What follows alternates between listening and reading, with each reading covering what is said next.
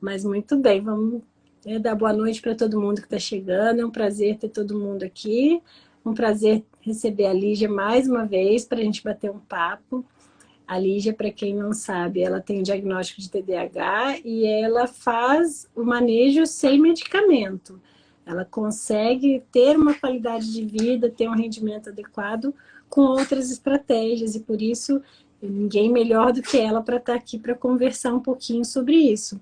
E aí eu queria que você falasse um pouquinho para a gente, Lígia, como que você conseguiu encontrar esse equilíbrio, né? Porque eu falo que o TDAH, ele tira da gente, às vezes, até essa capacidade, porque precisa ter determinação, precisa ter foco, precisa ter planejamento, tudo aquilo que um TDAH não costuma ter muito bem, né? Exato.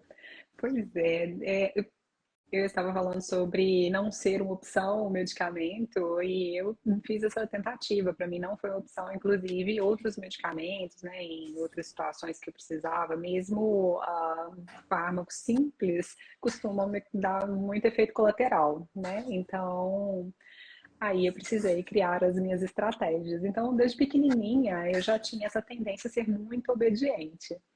E o meu tipo de TDAH é desatento. Então, né, como tinha dever de casa, eu fazia de qualquer forma. Então, ficava ali, às vezes me distraía um pouquinho, mas eu queria entregar o resultado, tirar boas notas e tudo. Então, me esforçava demais. Aí, quando eu pergunto aos meus pais, né, como eu era, eles dizem exatamente isso, que eu parecia me esforçar mais do que os outros alunos.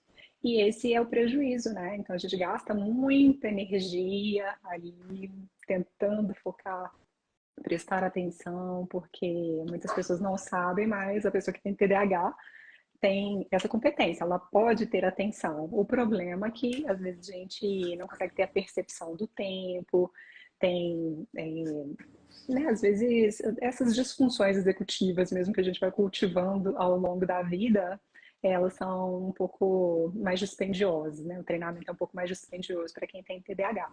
Então, eu paguei esse preço e né, tinha todo o suporte também da família, dos amigos, dos professores, esse auxílio. Então, tinha um componente pessoal, que é esse da conscienciosidade, que faz parte da minha personalidade.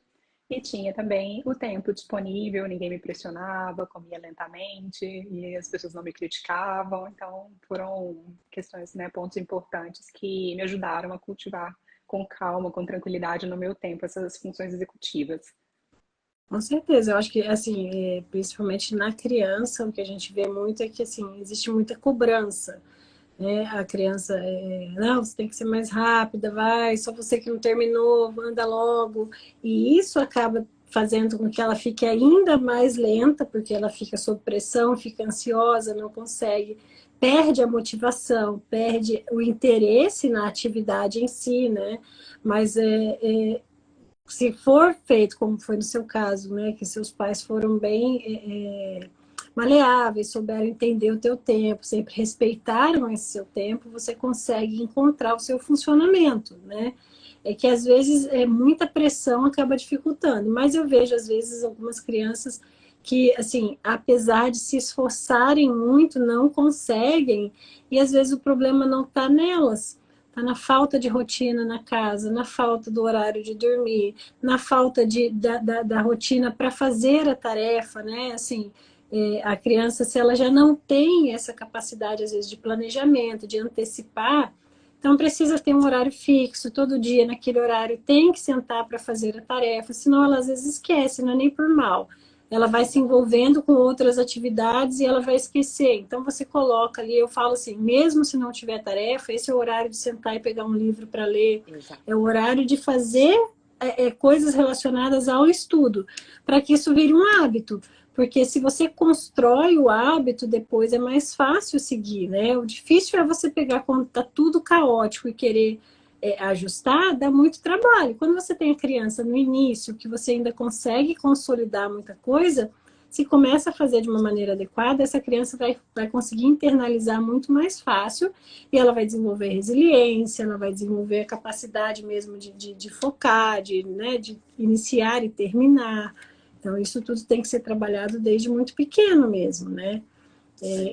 Porque o TDAH ainda tende a parar tudo pela metade, né? Então, se você não desenvolve isso, se você não ensina, às vezes eu vejo, por exemplo, crianças que têm o TDAH com altas habilidades, mas ainda assim não consegue atingir o potencial, porque o TDAH atrapalha e a criança, por ter altas habilidades, ela acaba não desenvolvendo resiliência, porque ela aprende rápido, e aí aquilo é o suficiente para ela ficar na média, ela vai levando. Na hora que aperta um pouquinho, ela desiste, porque não aprendeu a sentar, a se esforçar, né, a dar uma entrega maior. Então, isso precisa ser trabalhado desde pequeno, né? Nada melhor do que a rotina para ensinar isso. Pois é, e como eu tenho essa tendência, né, as características, né, de inflexibilidade mental que me fazem seguir a rotina, não querer mudar, essa tendência a seguir os mesmos hábitos, aí isso, né, acabou sendo um pouco mais tranquilo para mim. E só que com o acúmulo de tarefas, né, ao longo do tempo, então eu acabei precisando de outros recursos. E como eu sou educadora, aí hoje, né, estudando neurociências e todas essas estratégias educacionais, é muito mais fácil, né, transmitir isso à família, passar as orientações, é o que você falou. Então, seguir uma rotina. Hoje nós temos um planner para imprimir em um segundo. Podemos, né, ter um quadro em casa, facilita muito para a criança e pode ser divertido, fica bonito, os pais compreendem melhor, a gente tem toda a bibliografia para passar, né? Então, a família adere mais facilmente e a criança também. A gente pode usar recursos, né, simbólicos também. Eu trabalho com um placar das virtudes. E aí vou pontuando com a criança para que ela fique motivada. A motivação extrínseca é um fator, né, que colabora muito para o treinamento na infância. E aí a gente vai cultivando essa motivação intrínseca aos poucos, a partir de elementos que fazem parte dos gostos, né, dos interesses da criança. Mas a Eu gente falo assim, percebe pode a gente falar. percebe que mesmo tendo essa tendência, né, a remissão dos sintomas na fase adulta é um grande problema, porque se o TDAH persiste, tanto na adolescência quanto na fase adulta, e há uma sobrecarga, né, um aumento de demandas, tanto acadêmicas quanto profissionais, então essa pessoa ela pode não compreender, se ela não tiver o diagnóstico, ela pode realmente não compreender por que ela não performa, mesmo sendo inteligente, porque ela não dá conta de fazer as coisas, porque ela para as tarefas no meio, porque ela come tanto, tem algum tipo de compulsão. Então é importante, né, conversar, e eu percebo que mesmo aos 40, 50 anos, é importante, e às vezes é um alívio para a pessoa saber o que ela tem. Porque eu brinco, nesse eu falo sempre que assim, é muito difícil, porque às vezes, principalmente quando é a criança, né, no perfil hiperativo, os pais ficam muito sobrecarregados, porque é uma criança que demanda muito dos pais, ela demanda 24 horas de atenção, né? Se ela não está ali chamando, ela está aprontando e você tem que estar o tempo todo manejando essa criança. E aí eu falo, olha, porque daí vem para consulta na expectativa do medicamento, né? Eu falo, antes do medicamento a gente tem que consertar todas as outras coisas. Dá trabalho, mas funciona muito bem. Agora, dá muito mais trabalho você ter um adolescente hiperativo e impulsivo que tem, né, vai correr muito mais risco, vai se envolver em situações muito mais complexas do que aquelas que dizem respeito à criança. A criança a gente ainda consegue ter um manejo. O adolescente, o adulto que não desenvolve essas habilidades, que tende, porque normalmente modifica, fica a desatenção, mas a impulsividade fica muito evidente no adulto, né? Se ele não consegue desenvolver estratégias para controlar isso, é problema na certa, é problema em várias esferas, né? É direção ofensiva, perigosa, uso inapropriado de substâncias, de bebida, de um monte de coisa, decisões erradas na vida, no trabalho, no casamento, né? Aquela pessoa que acorda de manhã, vou comprar um carro, entrou ali, comprou, depois que vai ver que não tem dinheiro. Então, são situações que são muito mais complexas e que elas precisam, se forem trabalhadas desde o início, elas podem ser manejadas, porque o autoconhecimento vai fazer com que essa pessoa perceba, peraí, isso já aconteceu antes e eu preciso dar uma pausada, né? Eu preciso parar um pouquinho. Talvez eu dê mais uma volta no shopping, depois eu volto para ver se eu preciso mesmo dessa bolsa de 50 mil, né? De repente vai começar a ponderar algumas coisas. A gente fala assim brincando, mas a gente sabe que traz algumas consequências bem ruins. Eu falo que o autismo, quando a gente pensa no adulto, né, o nível 1 de suporte, ele traz muito prejuízo, mas o TDAH, a meu ver, ele traz prejuízos ainda maiores no funcionamento do indivíduo, assim, na vida profissional, de relacionamento, porque ele tem essa necessidade, é uma coisa que ela é fisiológica, né, ela vem uma coisa neuroquímica mesmo, então a pessoa não tem esse autocontrole, né? Eu falo sempre que é a mesma coisa de você tirar meu óculos e falar, se esforce que você vai conseguir enxergar. Eu vou continuar não enxergando, eu posso me esforçar muito. Se eu não tiver a estratégia correta, não vai funcionar. E com TDAH é assim. E a gente sabe que, por exemplo, suplementação, alimento, faz muita diferença, né? A gente vê isso no dia a dia. Você suplementa, né? Você faz uso de suplemento, alimentação, eu sei que você é fitness. Mas Pois você é. faz todo o combo, né? Esse foi um ponto essencial também para que eu desse conta. E você falou bem, continua, né, o TDAH na fase adulta, às vezes a hiperatividade mental, não é a hiperatividade física, mas a tendência a ruminar, esse pensamento perseverativo também faz com que a gente gaste muita energia. Eu percebo no consultório que acontece o mesmo com os meus alunos e é um componente que tende a aparecer tanto no autismo quanto no TDAH. Então, é importante, às vezes, ter algo que facilite, né? Que baixe um pouquinho a energia. Então, falando sobre questões não medicamentosas, não farmacológicas, então, a respiração, mindfulness, às vezes ajudam a treinar a inibição dos impulsos, que é uma função executiva. E, claro, né? A suplementação, a L-tianina, por exemplo, né, não sei se posso falar aqui, né, para Pode, claro. todos, mas é importante conversar com o seu médico sobre isso.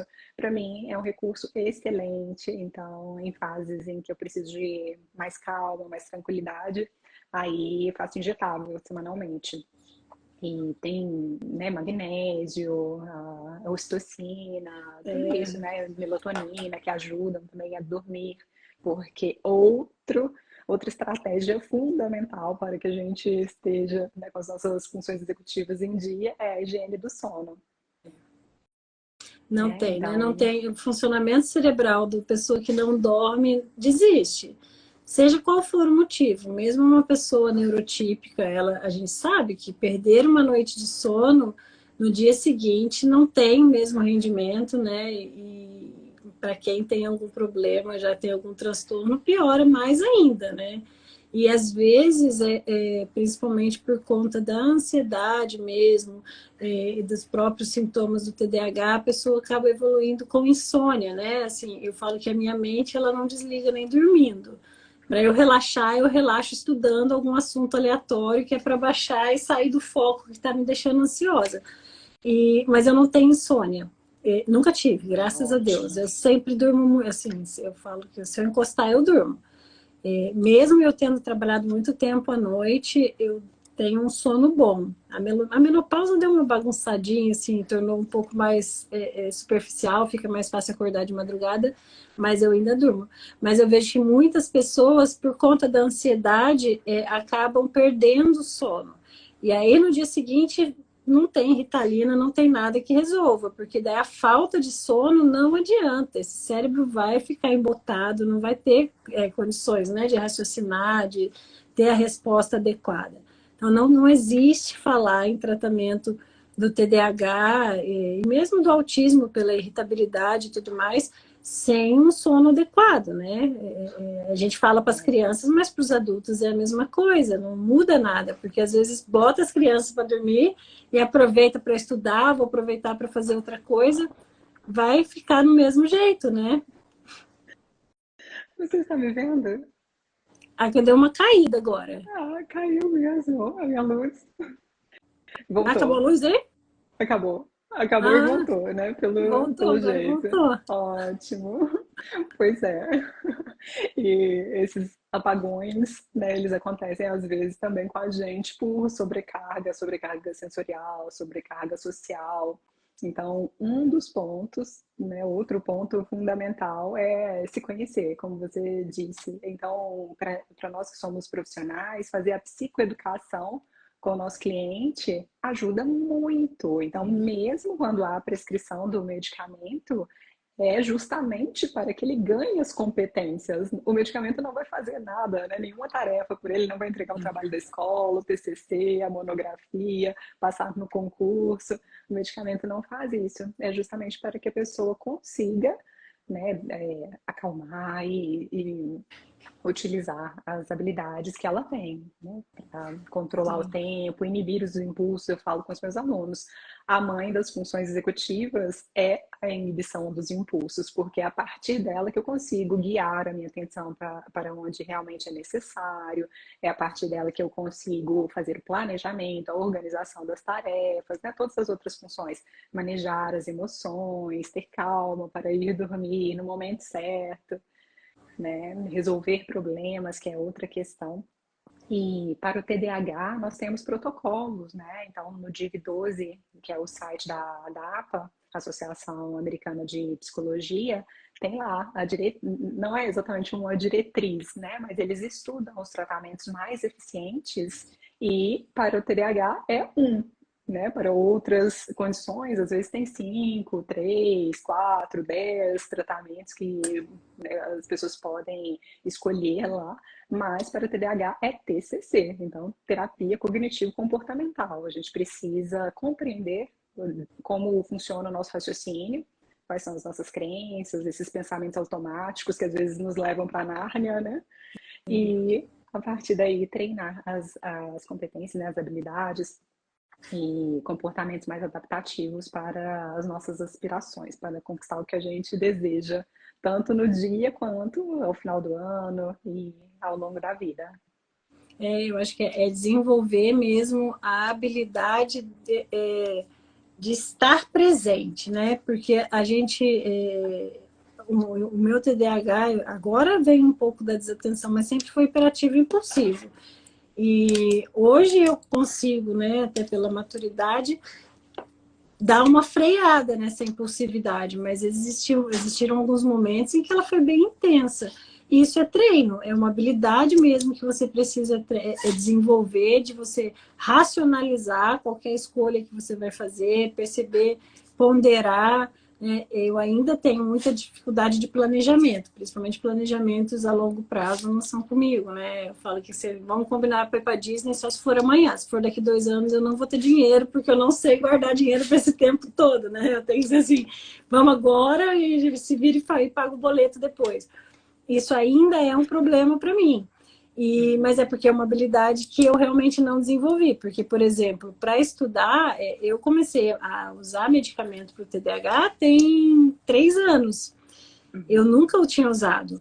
Eu sempre desenvolvi estratégias. Não eram as melhores, hoje eu sei, mas, por exemplo, quando eu fazia faculdade, eu estudava de madrugada, que era o momento que tinha silêncio. Silencioso. Então eu dormia 8 horas da noite, acordava às 3 e aí estudava de 3 até as 7, que era o momento que não tinha ônibus passando, ninguém gritando, ninguém dando descarga, assistindo televisão.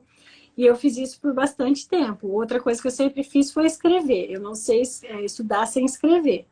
Até hoje, eu Uhum. faço um resumo, resumo do resumo, do resumo, do resumo e vou fazendo, porque escrevendo eu consigo focar.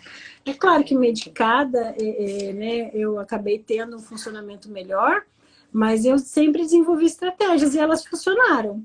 Eu nunca fui uma aluna com notas baixas, eu sempre tive notas boas, mas exigia de mim esse sacrifício. Eu precisava me dedicar um pouco mais. Gente, se você estiver escutando um barulho, é a minha cachorra. Minha cachorra tá Oh, velha e ela agora, eu não sei se ela tá com a síndrome do porco, mas ela faz o tempo todo. Tá? Não sou eu não, é ela, é a Lilica. E ela fica do meu lado, se não adianta eu pedir pra ela participação sair. especial da Não Lilica. adianta pra eu pedir pra ela sair, ela fica aqui. Não sou eu E não. aí, a gente precisa manter a atenção aqui. É. Então, foram técnicas que eu fui desenvolvendo, né? Assim, com certeza, eu sempre falo isso para os meus pacientes, assim, tenta você buscar, principalmente para as crianças, né? A gente começa ensinando a estudar, mas ele vai no caminho encontrar uma maneira que seja funcional para ele, porque não tem uma regra, né? Assim, tem gente que vai fazer um resumo, tem gente que vai grifar.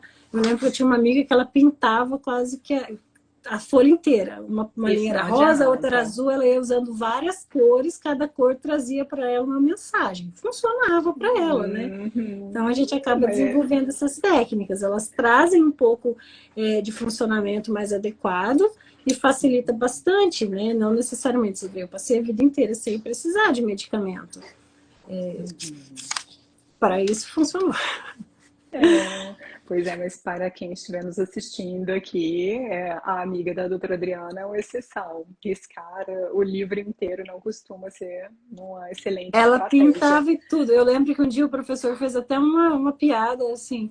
Por que você não compra logo uma página colorida, né? Qual a finalidade de grifar tudo? Daí ela falou, mas para mim Uhum, funciona. Cada cor eu sei que é um pois tipo de é. coisa que eu tenho que pensar, né? Para mim nunca funcionou Hum. isso. Eu preciso escrever mesmo, né? É, que é ótimo. E a gente pode orientar o aluno a riscar a página ao meio e aí escrever à esquerda o que realmente está no livro ou na aula e à direita o raciocínio, as reflexões que ele tem a partir daquele conteúdo. E isso sim costuma funcionar muito bem e sublinhar, né, as mensagens principais, as palavras-chave do texto também costuma ajudar bastante. Isso funciona. Esse ano a minha filha fez Enem, né? E ela tem TEA e TDAH. E aí ela pediu, né, dilatação de tempo de prova. E aí veio Ótimo. para ela, achei bem legal, veio no e-mail dizendo que ela estava autorizada a levar para grifar colorida, né? Essas Ótimo. marca-texto.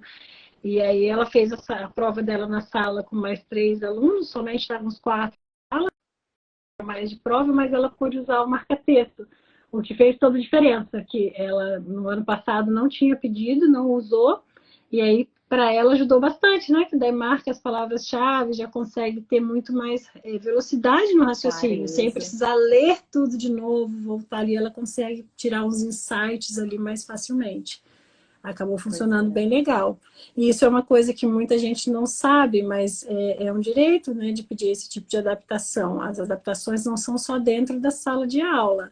Em provas assim, de concursos também, se você tem a necessidade, pode sinalizar e pedir. A gente estava até fazendo a prova da residência esse ano e aí a gente estava deixando claro lá que é uma necessidade, né? É uma adaptação e também pode ser solicitada se houver essa necessidade.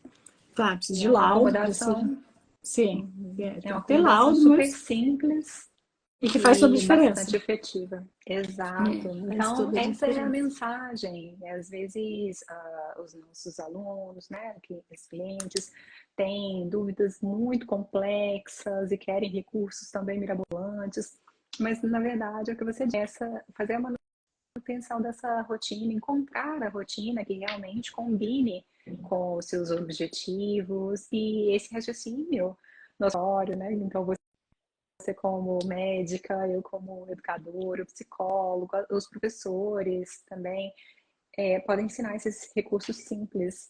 Acho que Na... é o simples que funciona, né? Não adianta Exato, criar, comprar material, gastar uma fortuna se não for usar. É mais fácil desenvolver técnicas que sejam fáceis e aplicáveis e que vão trazer efetividade, né? Que vai dar uma resposta positiva. exato. E essa percepção do tempo, ela pode ser alongada aos poucos. A gente trabalha, né? Fica com o aluno concentrado ali para escrever, às vezes, uma frase, um parágrafo, dá um tempo para uma atividade mais lúdica ou mais relaxada. E aí, aos poucos, a gente vai trabalhando nessa concentração por um tempo maior, sem que a criança perceba.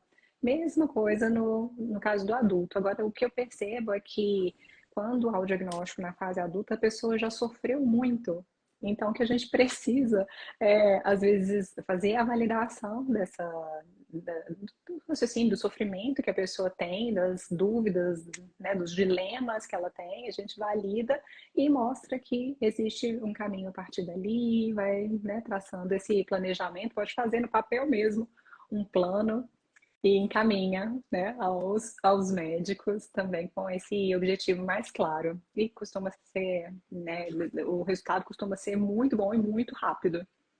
Esse é o Sim, e benefício. eu acho que quando a gente pensa no tratamento no adulto, o autoconhecimento ele é fundamental, porque assim, né, como no diagnóstico tardio de autismo, do TDAH também, a pessoa às vezes faz uma retrospectiva e ela acaba vendo, meu Deus, tudo que eu passei, tudo que eu sofri, né? Então, precisa ressignificar e daqui para frente fazer diferente. Mas tem que reconhecer que houve muita vitória também, porque às vezes a pessoa fica muito pegada nas dificuldades, mas se olhar com carinho, vai ver que desenvolveu resiliência, que desenvolveu, que aprendeu, desenvolveu muita técnica, porque senão não tinha chegado até aqui, né? Assim, é claro, a gente sabe que existe o abandono escolar, a gente sabe que o TDAH ele é muito muito pesado, né? Para algumas pessoas, às vezes até claro, a gente tem níveis, né? Mais leve, mais grave, e, enfim. Mas quando a gente faz o diagnóstico tardio, a gente tem que também saber reconhecer que apesar de conquistar muita coisa, né? Pode ter tido algumas dificuldades, mas se reergueu. E o fato de estar buscando um diagnóstico já é uma vitória, sinal de que a pessoa consegue pelo menos reconhecer as próprias dificuldades, porque às vezes a gente vê algumas pessoas que conversando, né? E você fala assim, meu, essa pessoa tem TDAH, ou ela tem... e ela não consegue nem perceber as próprias dificuldades.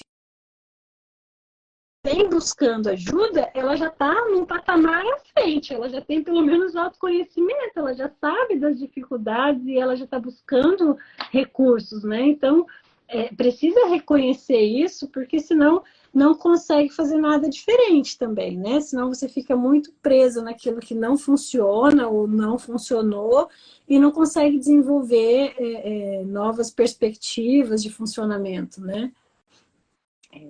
Essa baixa consciência sobre si mesmo, inclusive, é né, um dos componentes bem clássicos, tanto no TDAH quanto no autismo. A pessoa, né, no autismo não tem a interocepção, então por isso talvez ela não consiga solicitar uma acomodação, e no caso do TDAH, às vezes o aluno, né, o cliente chega aos 40, 50 anos no consultório e fala, não, mas agora todo mundo tem TDAH, né? Não, Inclusive eu acho. você. A gente Eu fala, tenho esse inclusive problema, eu você. tenho essa dificuldade, realmente as minhas contas acumulam e tal, mas eu acho que eu não tenho TDAH, não. Eu só Sim, ia eu sempre conversar fui um pouquinho melhor assim. com você, falei que. E aí a gente vai validar essas estratégias que ele já cultivou, mas mostrar que elas podem ser mais eficientes, né? E aí também eu acho que a partir do momento que a pessoa passa a ter o recurso correto, porque por mais que a gente desenvolva algumas estratégias que a gente desenvolve são ainda muito pesadas. Quando a pessoa É, começa a ter a consciência e ela tem o recurso adequado e que ela vê que ela consegue funcionar de uma maneira muito mais funcional e leve, aí que ela vai realmente parar para pensar e perceber, realmente eu tinha TDAH e realmente minha vida era difícil. Porque a gente também vai se moldando, né, e vai levando daquele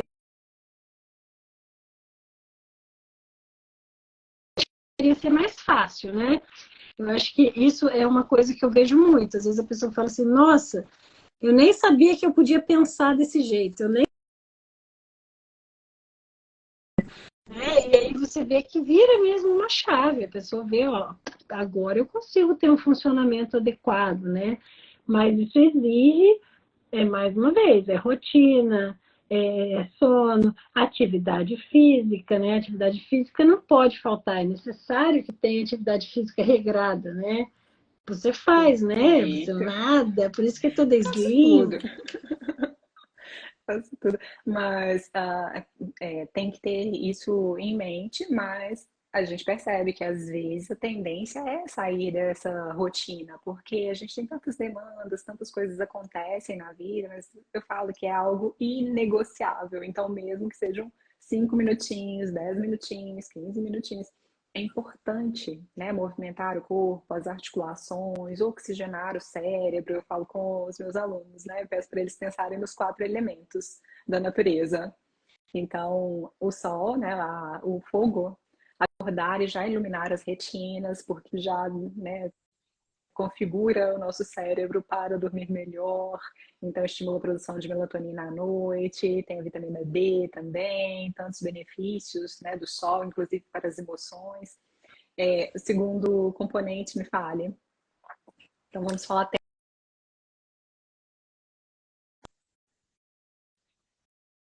o pé no chão, ter o contato com a natureza, respirar ar puro, né? Você está me ouvindo? Tô ouvindo. Ah, então tá. Então, o banho de floresta que a gente fala, porque tem os micro-organismos, acabam, né? Se a gente tem a oportunidade de caminhar num ambiente natural, os próprios micro-organismos da natureza, das árvores e tudo, também tendem a equilibrar a nossa flora.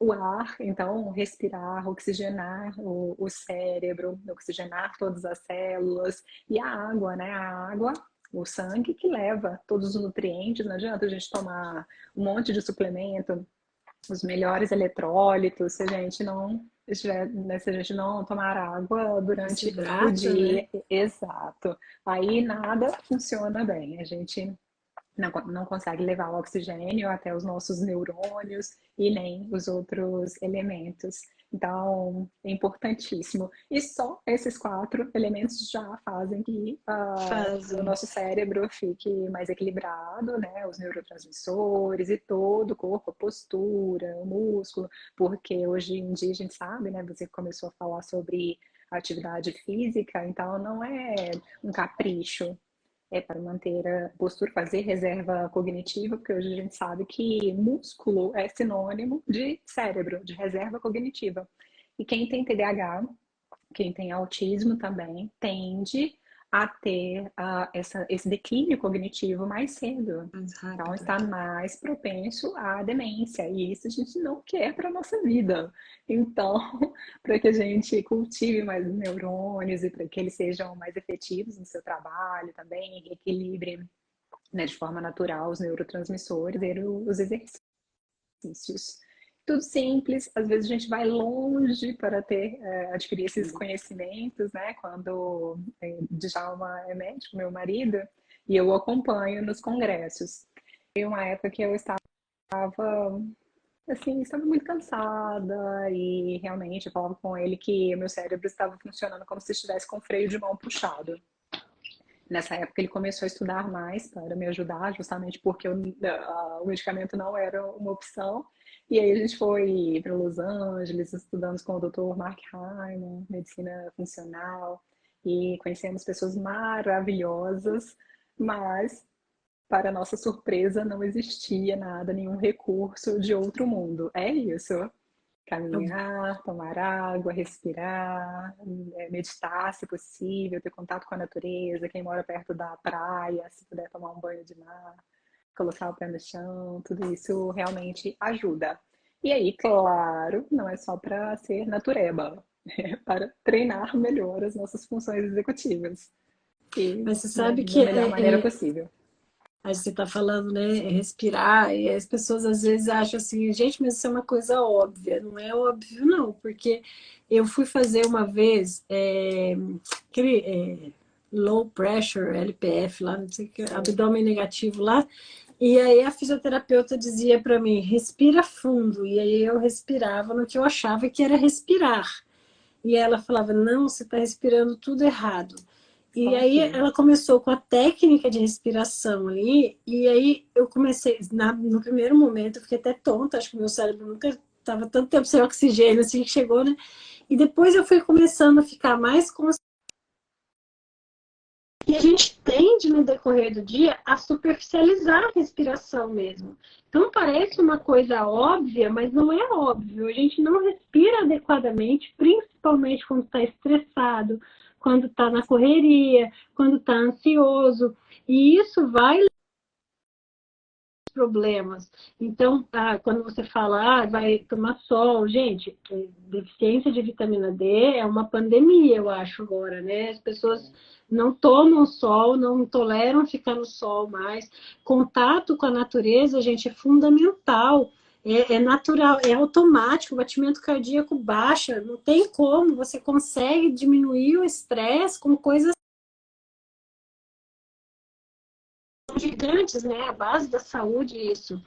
E ali você consegue estar mais centrado, tá? Quando você fala de terra, além de pisar, eu falo que é se aterrar em termos de estar no presente, de trazer a tua mente para o presente e ter essa consciência corporal, ter a consciência do que você está pensando e conseguir lidar com os teus pensamentos de uma maneira mais controlada, sem excesso de futuro, sem excesso de passado, mas presente mesmo, para ter esse controle, né, da ansiedade, do medo, de tudo mais, que isso tudo somado, junto com TDAH, com autismo, com não sei o que, gente, é a chave para a loucura, né? Eu falo, porque se a gente não tem esse controle, você perde as estribeiras muito fácil, né?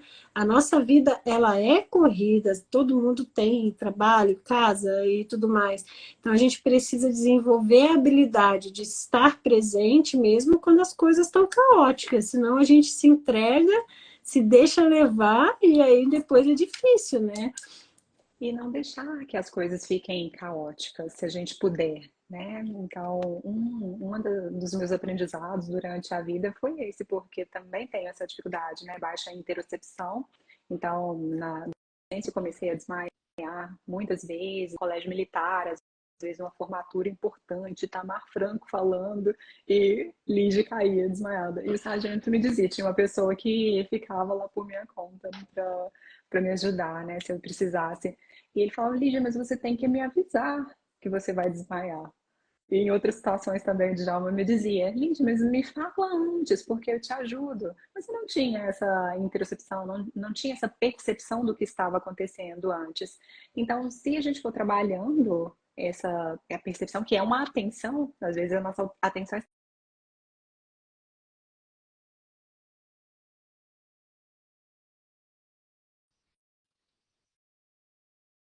apenas em uma coisa, ter dificuldade de fazer atenção dividida, seletiva e tudo. Então, se a nossa atenção estiver voltada para outras coisas, talvez a gente não se conheça.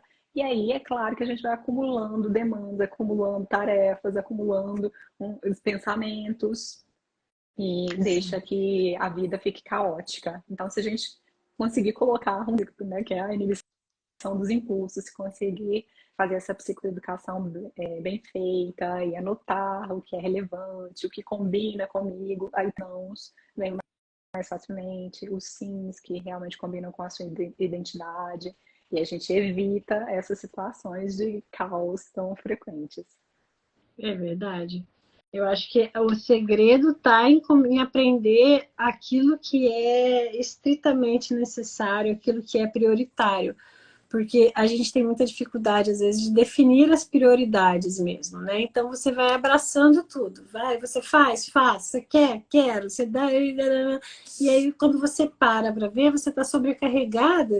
E aí, a culpa é sua. Você que foi assumindo aquilo tudo, né? Assim, porque a gente fica estressada, a gente quer botar a culpa em todo mundo, mas se a gente para olhar, se a gente está consciente, a gente percebe que poderia ter falado não para um monte de coisa, poderia ter feito escolhas mais assertivas, entender que nem tudo precisa ser para ontem, saber estipular, né? O que é prioridade, você vai fazer.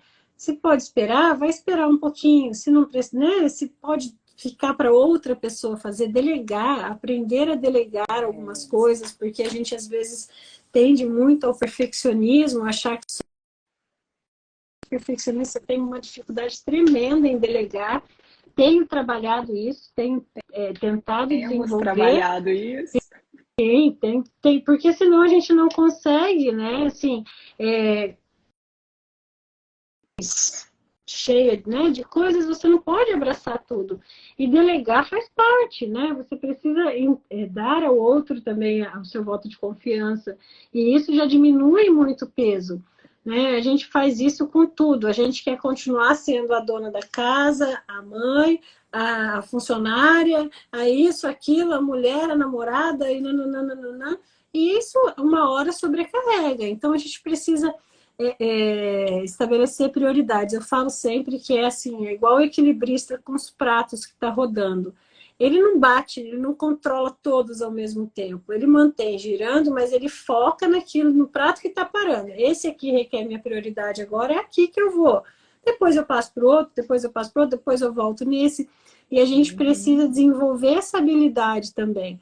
Porque a nossa vida, ela tem vários aspectos, várias áreas que precisam ser trabalhadas, mas nem todas requerem a mesma atenção no mesmo tempo.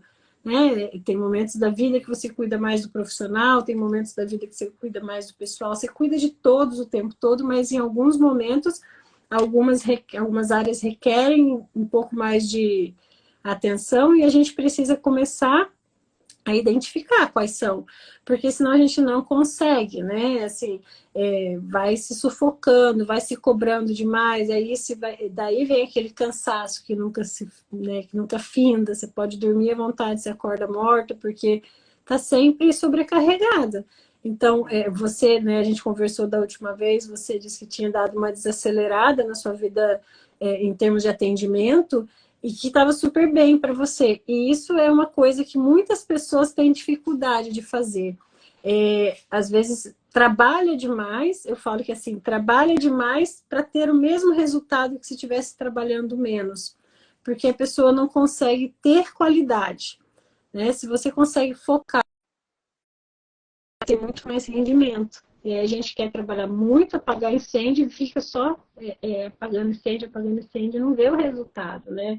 Mas às vezes é a dificuldade, inclusive, disso, de definir o que vai ser prioridade e como que vai trabalhar naquele momento, né? Pois é, e a gente pode estar três atividades, três prioridades na noite anterior para que a gente execute no próximo dia. E a doutora Sabrina Tussi estava dizendo, né, que os lutadores de boxe, eles escolhem uma luta, lutam, né? Entram em uma luta por vez.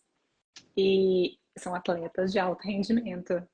A mesma coisa para gente. Se a gente tiver três prioridades no dia, executar aqueles três objetivos, a gente vai avançar. E às vezes, para a pessoa que tem TDAH, isso não é claro, não é óbvio. E o óbvio precisa ser dito. A gente pode trabalhar e dar uma satisfação imensa se a pessoa consegue, né, ticar ali as atividades dela todos os dias, que é às vezes ligar, marcar uma consulta, uma limpeza, né, com o dentista, escrever um parágrafo, uma página do TCC dela. Eu estou falando assim de questões acadêmicas mais porque é a minha área, mas às vezes estudar, comprar um livro, e tudo isso dá satisfação e a pessoa tem essa sensação de que está avançando. Quando ela ganha essa autoestima, autoconfiança, o senso de autoeficácia mais elevado, também faz com que ela tenha motivação para conquistar outros objetivos mais elevados, mais novos, mais complexos também. Mas começa pelo simples. Exatamente, é o que a gente fala com as crianças, sabe, Lídia? Eu falo que, assim, quando a gente começa a trabalhar essa questão de autoestima, de determinação, de segurança na criança, você começa dando tarefas que ela seja capaz de cumprir, né? Então, por que eu vou reforçar a inabilidade dela pedindo para fazer uma coisa que de antemão eu já sei que ela não consegue? A mesma coisa é com a gente. Às vezes a gente quer fazer uma mudança de vida, mas quer fazer uma coisa mirabolante, uma coisa que não sai. Ao invés de começar por metas pequenas, né? Então, se você precisa perder 20, perdendo 2, porque se você falha, né? Assim, 20 está muito longe. São coisas pequenas que algumas coisas que eu comecei a fazer e agora eu faço de rotina, que antes eu não fazia e que pode parecer muita bobagem para muita gente, mas para mim adianta muito a minha vida E mais, me dá uma noite de sono tranquila, porque também, assim, as pessoas... O nosso cérebro, ele foca naquilo que é o nosso alerta. A partir do momento que você tira aquilo do caminho, você consegue dar uma desacelerada. Então, usar uma agenda, né? Ao invés de ficar ansiosa porque vai esquecer do compromisso, bota o celular para despertar com compromisso. Teu cérebro já vai deixar isso para lá. Uma coisa que eu não fazia e que me ajuda muito era deixar a roupa na véspera, a roupa que eu vou usar no dia seguinte. É uma coisa, eu acordava, daí ficava atrasada, ainda tinha que escolher a roupa, às vezes tinha que passar a roupa para vestir, depois eu não sabia qual sapato ia colocar. Então hoje, antes de deitar, eu já olho como é que vai estar mais ou menos o clima, porque aqui em Foz, né, é uma loucura, mas eu já deixo a roupa mais ou menos separada, eu já deixo a minha bolsa pronta, a garrafa d'água, eu já deixo ela à vista. Então hoje eu desenvolvi algumas técnicas tem muita diferença para mim e que tiram muito do meu estresse. Porque senão eu acordava de manhã, tem que sair, onde está a garrafa, onde está a bolsa, cadê a chave do carro?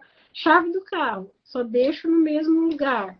Eu sei que se eu começar cada hora no lugar, vai ser o dia inteiro procurando chave do carro.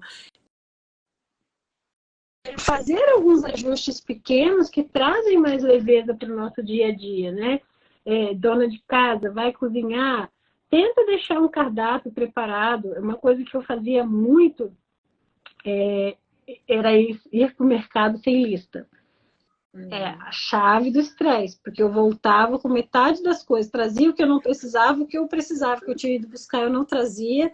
Então, hoje também é outra coisa que eu já faço uma lista. Então, a gente vai também fazendo algumas adaptações e que são coisas simples e que trazem muita funcionalidade para o nosso dia a dia e que depois que elas viram um hábito, elas ficam muito fáceis, porque toda vez que você tem que mudar um hábito, te dá trabalho. Mudar um comportamento dá trabalho, mas dá um trabalho inicial e depois que ele está interiorizado, isso te traz mais alívio, né? É bem mais fácil. Eu acho que essa é a dificuldade que muita gente tem, é de persistir na mudança. Faz 1, 2 dias e deixa para lá. A mudança a gente precisa persistir. Dizem, né, que tem 21 dias para você... Mais do que isso, porque 21 para mim é pouco. Eu preciso ficar ali 2, 3 meses e aí sim vira um costume mesmo, um hábito, né? Eu gosto de mudar radicalmente. Então, com os meus alunos, mesmo que seja algo pequenininho, eu faço essa proposta para que a gente inicie a mudança imediatamente. Só que os profissionais, eles têm que ter em mente esse processo de mudança. Inclusive, tem um nome, né? O modelo transteórico. Tem várias teorias sobre o processo de mudança, mas o modelo transteórico explica muito bem. E aí a gente tem que observar bastante, né? Conseguir identificar em qual fase da mudança o nosso cliente está. Porque se ele chega na fase de pré-contemplação, ele nem sabe que a mudança vai ser interessante para ele. Ele nem sabe que existe essa possibilidade. E aí, levando essa pessoa à fase de contemplação, a fase de preparação, a fase de ação e aí manutenção, pensando que talvez tenha essa possibilidade de recaída. E aí, até que vire um hábito mesmo, a gente tem que persistir na fase de manutenção. Então, nós temos que ter estratégias, recursos para ensinar em todas as fases. Mas eu caminho rápido, às vezes eu até uso impressa mesmo essa roda, né? Esse ciclo, que é o modelo transteórico, porque é colorido, aí a pessoa consegue enxergar e eu pergunto a ela. Falando, então, você já está contemplando essa mudança que a gente pode fazer? Porque às vezes é isso, é algo simples de abrir a janela pela manhã. Às vezes a pessoa é sensível, porque pode ser com cortinas e tal, pode usar os óculos inicialmente, mas pelo menos ter contato com a natureza, com a luz, sair um pouquinho de casa, né? Pisar na rua, que é um desafio às vezes para a pessoa autista, mas sabendo que vai ser importante para o cérebro dela, talvez esse seja o motivo. Então, a Eu gente acho que precisa encontrar o significante, se a gente é for isso que usar eu um falar. termo Eu acho que o psicanalítico. segredo está no porquê. Porque a Exato. ação só vai acontecer se a gente souber o porquê e se esse porquê fizer sentido, Aí tem né? que ter boa escuta.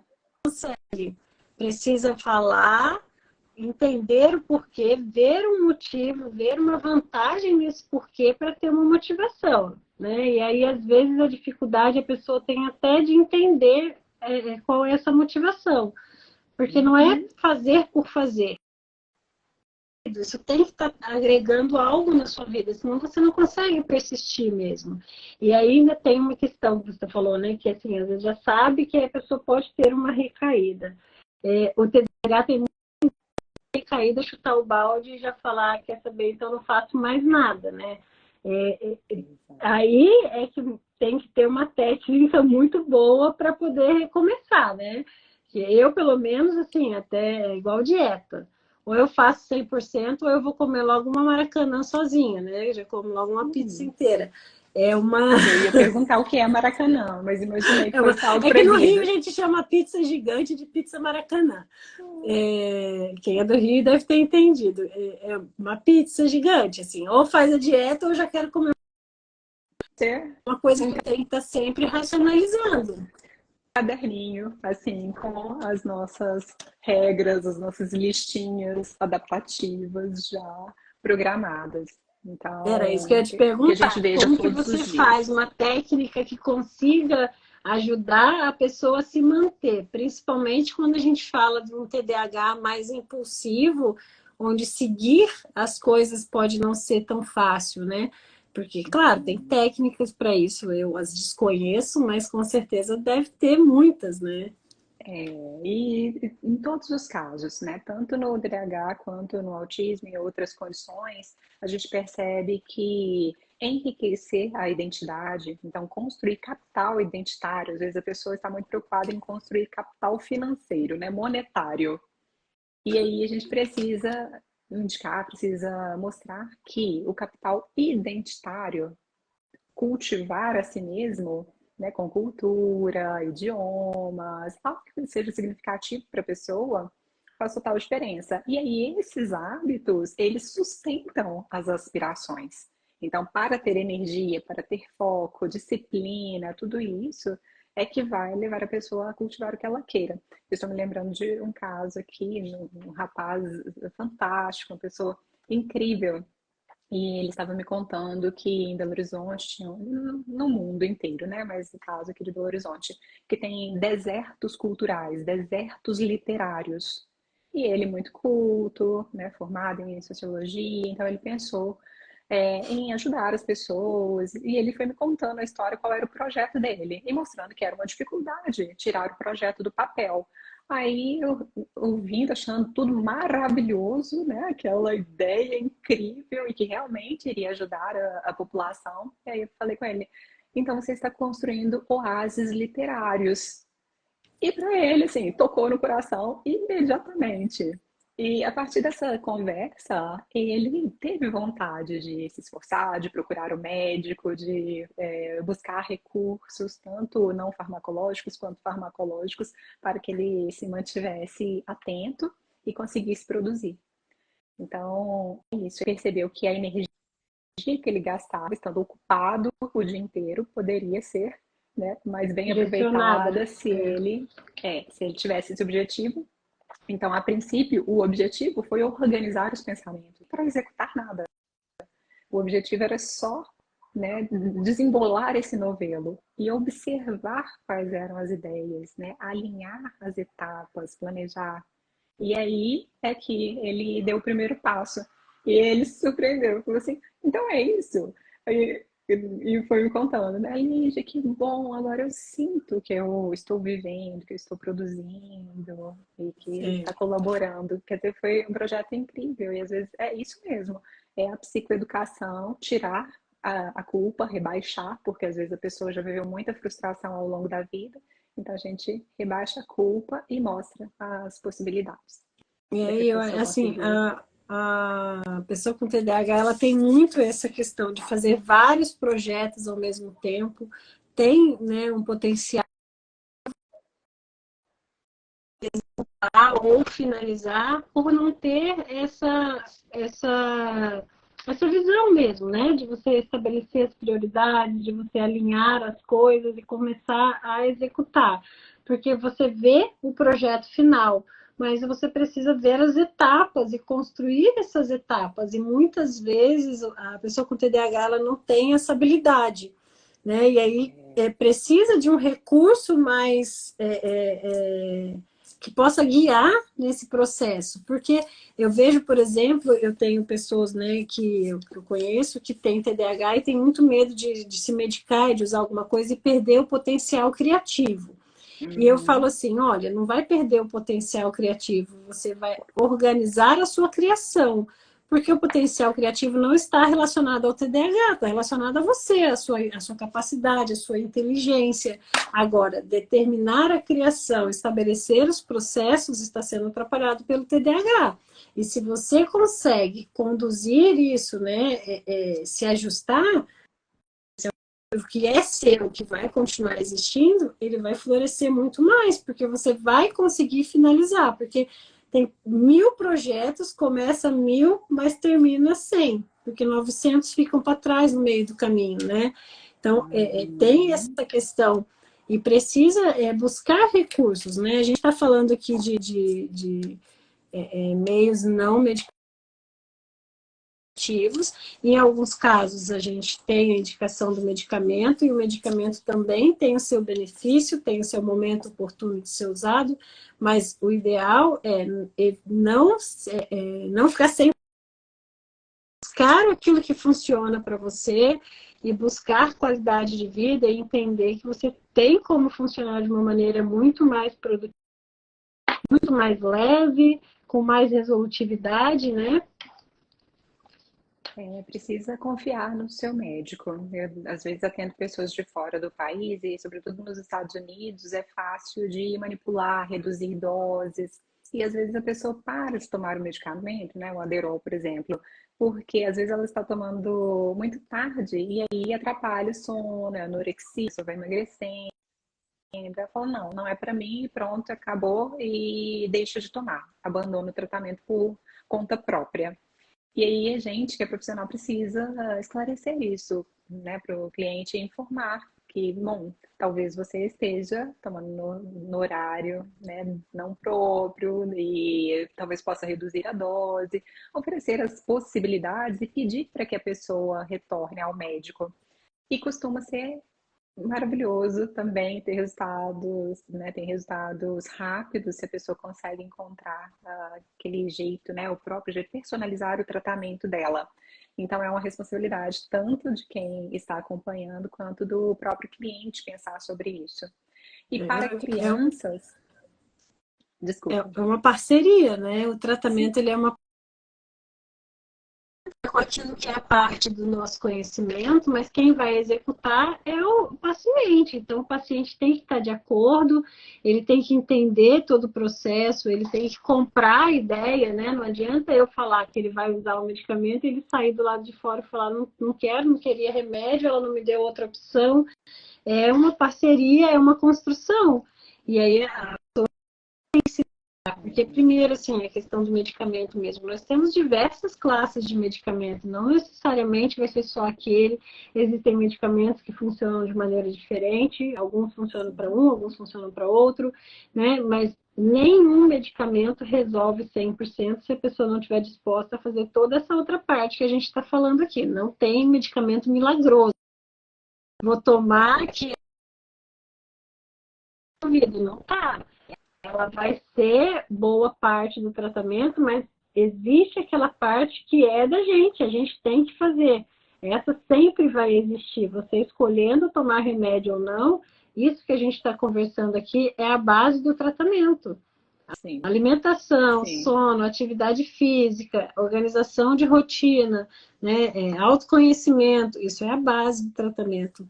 Com medicamento ou sem medicamento, é isso que tem que ser feito. O medicamento vai entrar depois que isso tudo já tiver feito, se ainda existir uma dificuldade muito latente, muito, né? E aí a gente vai precisar Acentuada. entrar.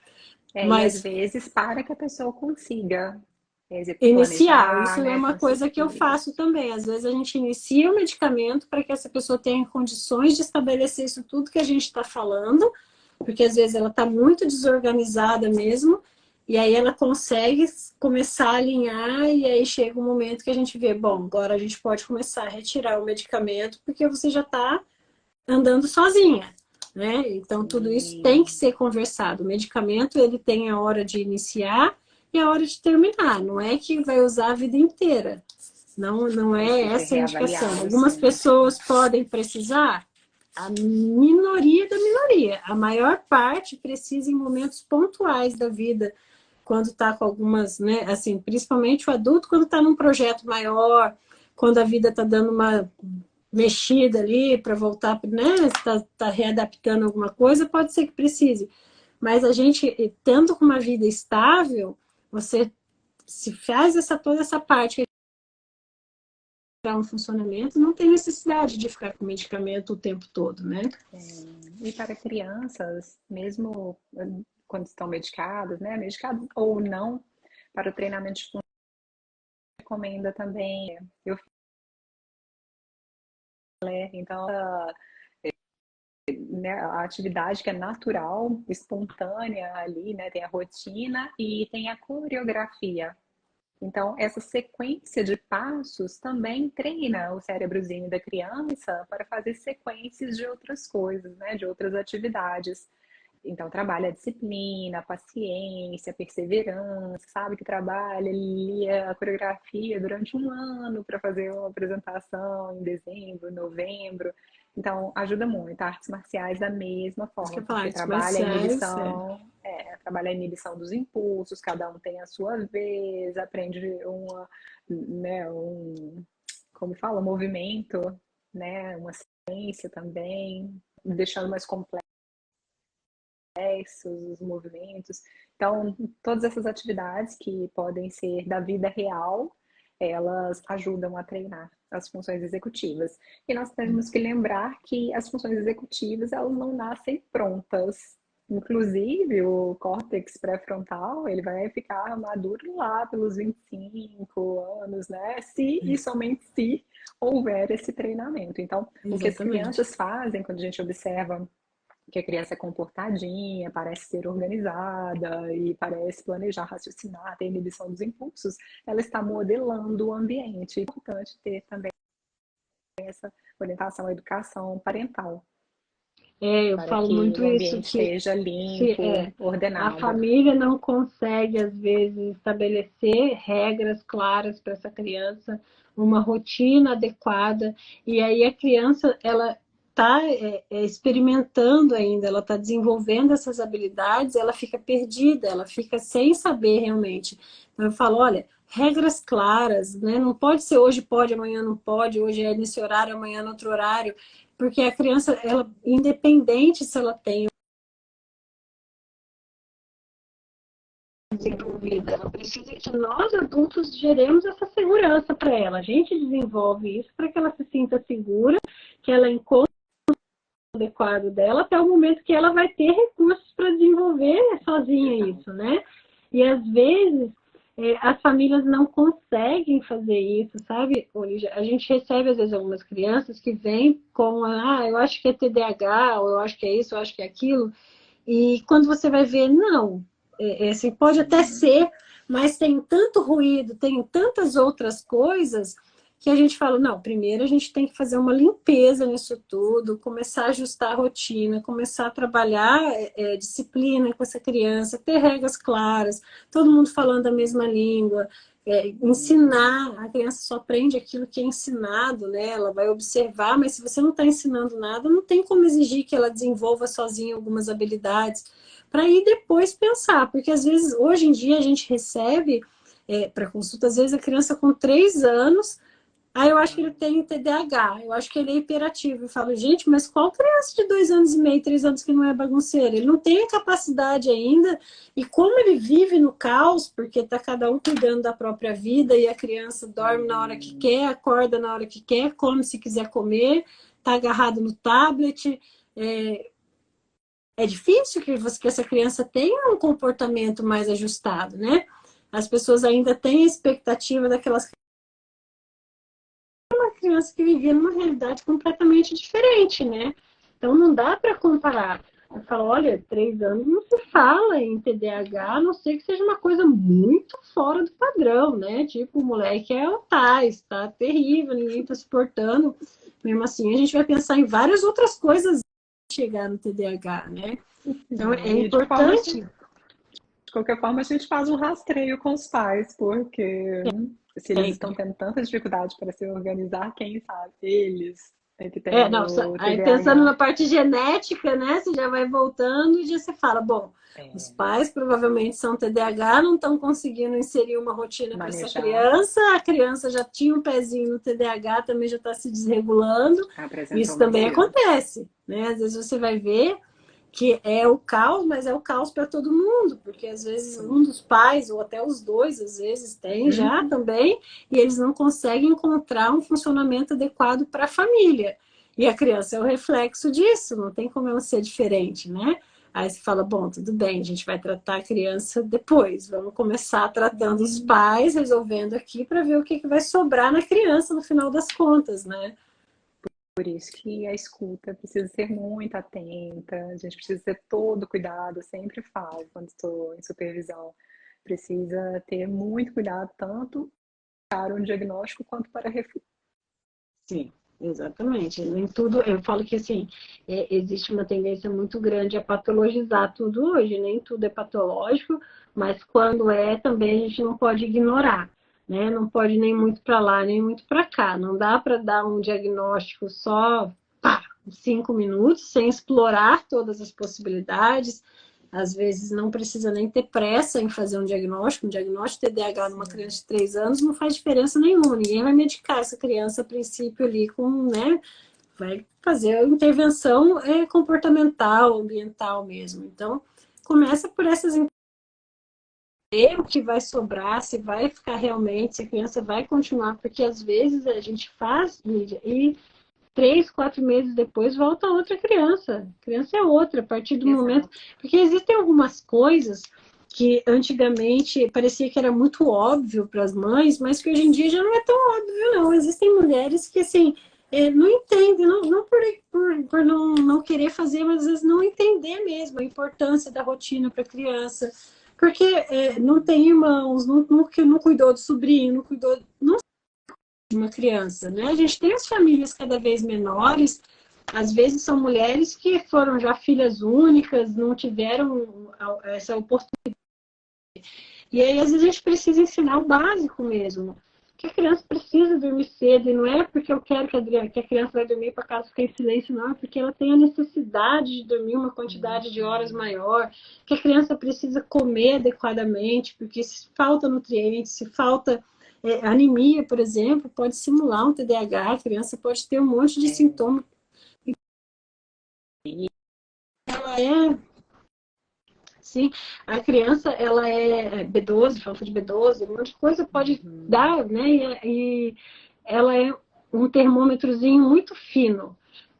São várias coisas que podem modificar o comportamento da criança. Então, a gente tem que olhar sempre para a criança, é o reflexo da família. Não tem como olhar para a criança sem buscar nos pais, sem buscar na casa, na rotina, na alimentação, entender o que está acontecendo com essa família. A parentalidade, como é exercida, se essa criança não sofre abuso verbal, se essa criança não está sendo negligenciada, tudo isso pode repercutir num comportamento inadequado, né, que vai simular algum tipo de transtorno, quando na verdade é ambiental, onde a intervenção não é medicamentosa a princípio, mas ambiental, comportamental. Então a gente precisa sempre fazer essa busca. De igual maneira com os adultos. Pessoas com ansiedade, com depressão, podem ter sintomas muito parecidos com TDAH, quando na Sim, verdade não é TDAH. O que a gente precisa tratar é trauma, outra coisa, né? exatamente. E então, por isso não é simples. Agora, de qualquer modo, essas intervenções não farmacológicas, elas beneficiam a todos, né? Sim, Podem sempre. ajudar Isso aí, na todas as verdade, pessoas. qualquer pessoa precisa fazer. Deve. Isso é a base da saúde. Não tem como fugir disso se quiser ter a vida minimamente saudável, longínqua, né? Uma longevidade. Hoje em dia a gente tem uma expectativa de vida até 70, 80 anos, mas a gente quer viver até lá com qualidade de vida, com saúde, né? Então, essa é a base para todo mundo, né? Alimentação, atividade física, sono, rotina mesmo. Então, a gente precisa... Desculpa.